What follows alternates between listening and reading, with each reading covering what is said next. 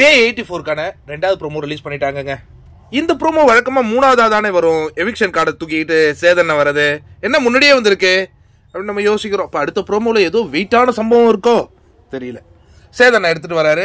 யாரெல்லாம் நாமினேஷன்ல இருக்கீங்க ஒன்று உட்காருங்க. இப்போ சேவிங்லாம் கிடையாது, டைரக்டா எவிக்ஷன் தான் போல இருக்கு. ஓகே சொல்லுங்கப்பா, யாரெல்லாம் நீங்களே உண்மையை பேசணும் இங்க, சரியா? யார் எவிக்ட் ஆவாங்க சொல்லுங்க. விஷால் சார், நான் தான் சார் எவிக்ட் ஆவேன்னு எனக்கு தோணுது. அதனால தான் நேற்று அனுப்பிச்சிக்கிட்டே மனசில் இருந்ததெல்லாம் நான் பேசிட்டு வந்திருக்கேன். அதனால நான் தான் சார் எவிக்ட் ஆவேன். ரொம்ப நேர்மையாக இருக்கும் உங்களுடைய பதில். விஷால் நீங்கள் அமருங்க. அன்ஷிதா நீங்கள் சொல்லுங்கள் யார் எவிக்ட் ஆவாங்கன்னு. ஆனால் நான் தான் எவிக்ட் ஆவேன் அப்படின்னு சொன்னீங்கன்னா இந்த கார்டை இங்கேயே போட்டுட்டு நான் பாட்டுக்கு உள்ளே போயிடுவேன்.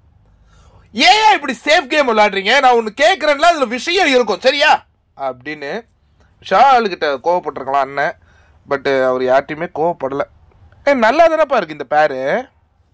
சரி, அன்ஷிதா என்ன சொல்றாங்கன்னா, நான் ராணுவ போயிடுவார்னு நான் நம்புறேன் அப்படின்னு ஒன்று. ராணுவனுடைய முகத்தில் வந்து ஒரு அதிர்ச்சி கலந்த ஒரு பார்வை இருப்பதாக கேமராமேன் ஜூம் பண்ணி காட்டுறாரு. அதற்கு அடுத்ததாக ராணுவகிட்டே கேட்குறாங்க, ராணுவ யாருப்பா போவாங்க? என் பக்கத்துலேயே உட்காந்துருக்காங்களே பவித்ரா, அவங்க தான் சார் போவாங்க. உடனே பவித்ரா முகத்தில் ஒரு அதிர்ச்சி, அதையும் நமக்கு ஜூம் பண்ணி காட்டுறாங்க. அதுக்கு அடுத்தது இந்த வீட்டில் கரெக்டாக சொல்லுவாங்கன்னா அனலைசர் ரயானை கேட்கலாம். பட் ரயான் பார்த்தீங்கன்னா அவர் நாமினேஷன்ல இல்லை. ஜாக் நீங்கள் சொல்லுமா சார்? நான் என்ன கேட்டால் மனசுக்குள்ளே ஒரு பேர் இருக்கு, பட் பக்கத்துலேயே உட்காந்துருக்க, அதை சொல்லக்கூடாது. நான் வந்து ராணுவனே சொல்லிடுறேன்.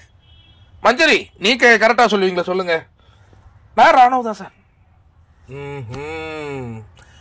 இது வந்து இவங்களுடைய ஆசை. ஆனால் நீங்கள் பாருங்க, ராணுவ யாராலையும் ஒன்றுமே பண்ண முடியலைங்க.